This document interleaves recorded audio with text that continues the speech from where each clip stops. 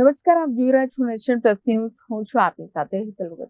રાષ્ટ્રીય સ્વયંસેવક સંઘ એટલે કે આરએસએસ દ્વારા શતાબ્દી વર્ષની ભવ્ય ઉજવણી કરવામાં આવી રહી છે.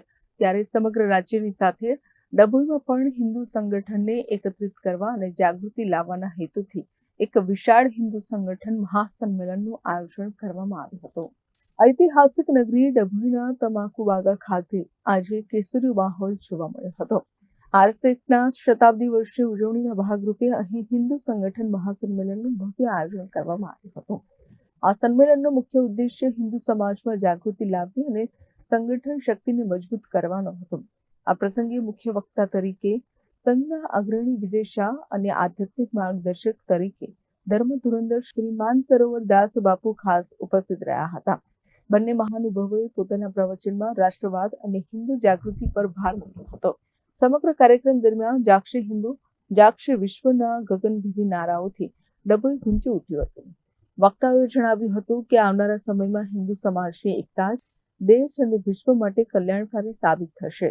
આ સંમેલનમાં આરએસએસના પદાધિકારીઓ સહિત મોટી સંખ્યામાં હિન્દુ યુવકો અને મહિલાઓએ હાજરી આપીને એકતાનું પ્રદર્શન કર્યું હતું. जय गौ माता की जय, हिंदू राष्ट्र की जय.